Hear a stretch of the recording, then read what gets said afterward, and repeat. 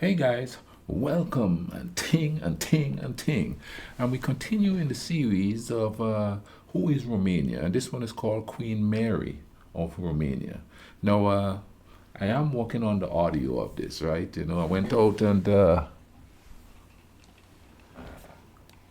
don't know if you all could see it, but there it is. I got a headset and I'm trying to hook it up to the software that I have here. I'm getting a humming thing, it sounds good. It's just getting a humming, and I got to figure out where that humming is coming from. I don't know if it's electrical, or I don't know if it's the computer itself, that's having that internal noise. But I'm trying to figure it out. So hopefully here soon we're gonna have really good audio. Some people have said that the audio could be better, so I'm working on it. You understand? And thanks to those who gave me some super thanks and also donated to buy me a coffee. I was able to go out and buy that there. So I'm working on making things better for everybody. So you got to actually relax and enjoy and, vibe up with me and thing. I know they all enjoy, but I want to be the best at this that I can, you know what I mean? So that everybody could learn something along with me. You understand what I'm saying? So, all right, enough babbling about that. Let's go ahead and YouTube and simmer and see what Queen Marie, Marie, Marie of Romania was all about.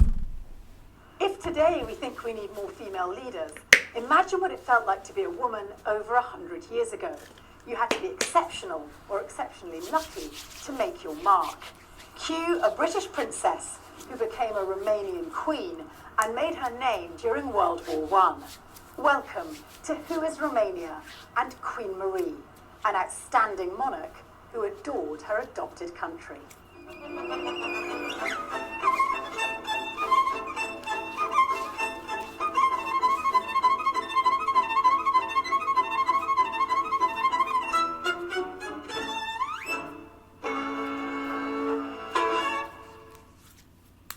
It's no coincidence that I'm sitting in the Kentish countryside, very near the childhood home of Queen Victoria's most ambitious, most beautiful granddaughter. Born in 1875, she had extraordinary lineage on both sides. Marie could boast among her first cousins the future King of Britain, George V, and also Tsar Nicholas of Russia. As for our precocious peaches and cream little princess, well, aged 17 in 1893, she was married off to the plainest prince in Christendom. Heir to the Romanian throne, please meet German Ferdinand. As for Marie, she later admitted that she had no real idea where Romania was on the map. But to be fair, few did in the West. It was a relatively new country, and one that Queen Victoria dismissively referred to as part of the barbarian East. There was a perfect storm of events which saw Marie... Okay, no, I'm starting to see a pattern here with this series. It seems like it's basically based on, from the first two that I've seen, based on British affiliation with Romania and thing. And another thing I'm noticing here too, and I've noticed it before to a certain degree, but I didn't know how widespread it was at the time. They seem to be just marrying different royalties from different countries, thus having a mixture of different people.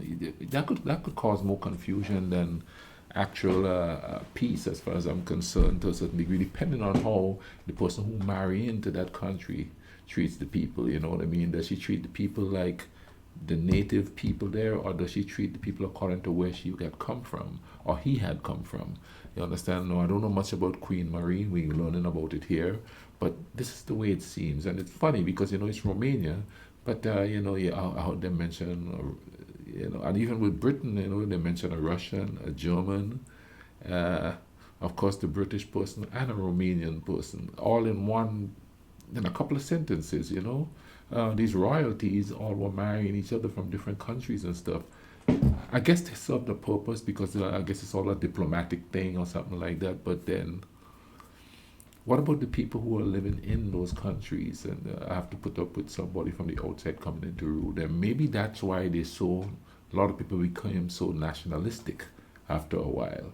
You know what I mean? And also,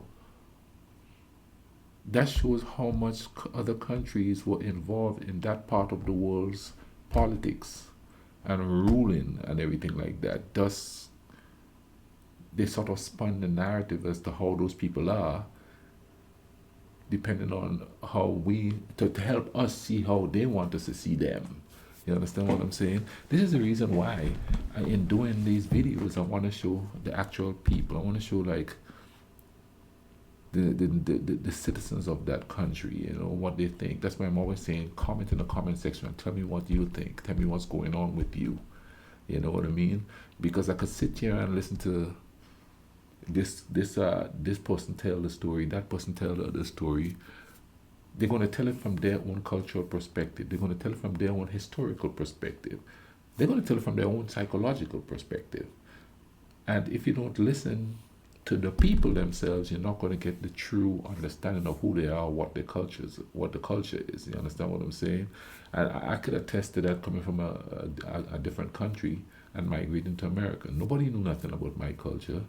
They didn't know what dreadlocks was. They didn't know. All they know is America invaded this, so we must be like real evil savages and stuff down there. You know what I mean? That's what they thought. That's why they had to come in there and do what they did. You know what I mean? So it's who is spinning the story and influencing the masses that they control to believe what they want them to believe, to continue doing their political trickery in those areas. Let's get back to this here. Marie ascended to the Romanian throne just after the outbreak of World War I. A passionate Anglophile, she pushed hard to get Romania to commit to the side of the war with the Entente. That was Britain, France and Russia. And finally, in August 1916, Romania enters that war, initially with disastrous results. The Germans are in Bucharest by Christmas. But it's Marie that makes sure Romania and its cause are kept alive in the international press. This was the first real era of mass media. Photographic journals, newspapers, moving footage and film. And what's fascinating is how well Marie was able to use that for the advantage of her country. She was well known throughout the world as a frivolous princess with handsome lovers and fairy palaces, one who loved to dress up in Romanian peasant costume and all sorts of outlandish fancy dress. But when war broke out, she subjugated that skittish image in favour of the idea of Marie as a sacrificial queen. Overnight, she became the iconic pin-up nurse who was saving her poor brave peasant soldiers who were fighting for their queen and country. And it's really important at this time to recognise just how big a deal the cult of the nurse was. It was established early on in Britain by this woman, Florence Nightingale, during the Crimean War, and had reached epic proportions by World War I, especially when that other famous British nurse, Edith Cavell, was executed by the Germans in 1915. Marie took this idea of nursing and injected it with as much theatre as she could. In Britain, it was the modest little cap and apron.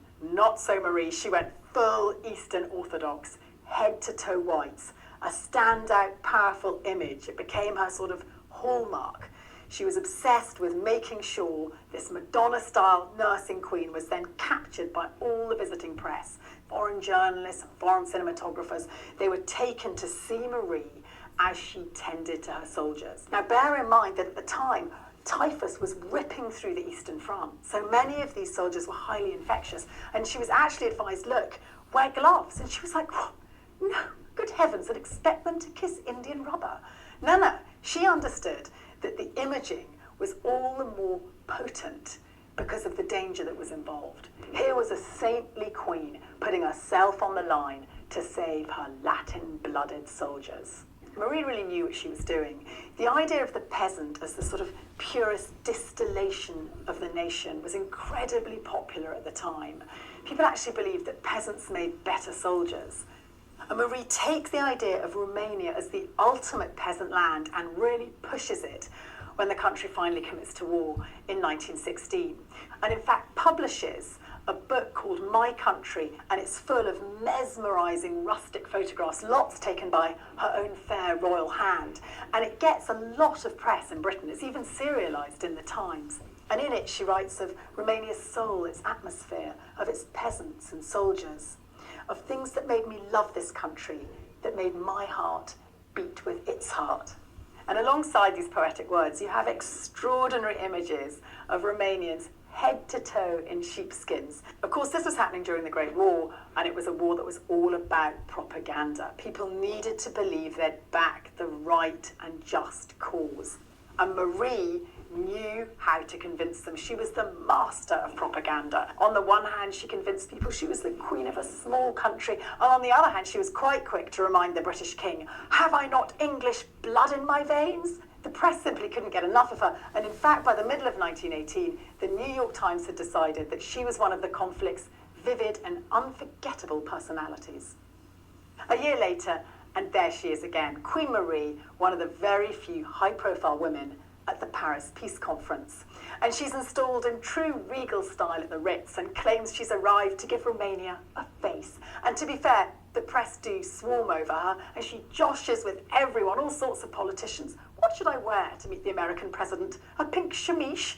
As I said, she's not a shrinking violet, and really clearly loves it, which does help. I mean, if you're there to do a job, it really is a benefit if you're seen to be enjoying it. And she works both sides of Romania's image very cleverly. On the one hand, she reminds everyone of the sacrificial cost of this war. I think something like 1/8 of Romania's population died.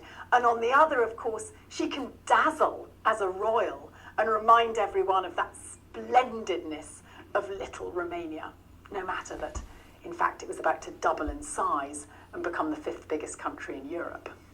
Nothing lasts forever, and to be fair, Marie did have a hell of a time in the 1930s when her eldest son, Carol II, becomes King of Romania. And then, of course, the communists tried to bury and belittle her legacy, but it's very hard to hide star quality like that forever. And a very recent reminder of just how important she remains as a Romanian figurehead is this extraordinary bronze statue of Marie, really at her zenith, when she was coronated finally as Queen of Greater Romania in Alba Iulia in 1922. And what I love most is that amazing medieval crown. Just look at it. At the time, it was specially designed and forged from Transylvanian gold.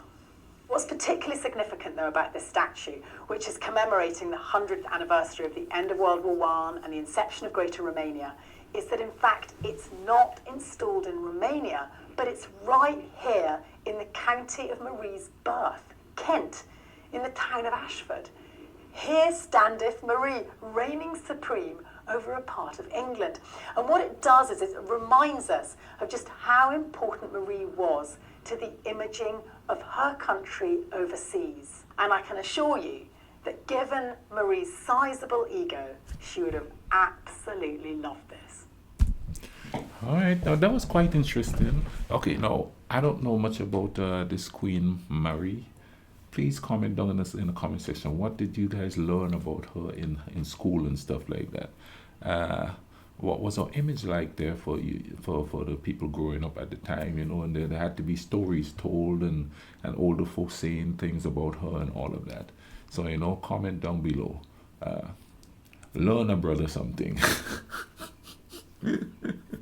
But this was quite interesting, you know what I mean? And she seemed to have perused through the world of politics and got stuff done that would benefit people to a certain degree and thing like that, you know what I mean? Especially for which side they picked to fight in that Great War. Had to be tough, especially living in a time when women wasn't respected really by too many people out in the world as being strong enough to rule. And when did that happen? Women have always been rulers and stuff like through time, but like they said, whoever control the and I hate to use the word narrative because, you know, everybody's using that now. That's one of those catchwords that are, you know, the narrative, and it's getting kind of old. But control the story. You know what I mean? Let me just put it. It doesn't say her story. It said his story. So we know who control what people believed about things. There's another question I have. Did the communists try to bury her legacy, as this video suggested there? Did they try to bury her legacy? Did they try to bury the legacy of the people before communism? And how was that done? Because I know there's some people, 1989 was the revolution. So there were some people probably who were watching these videos who experienced it, even as children.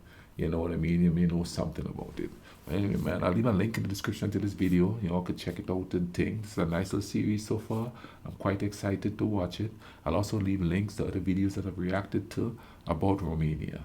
You understand what I'm going to say? In the meantime, y'all take care of each other, alright? Cool runnings.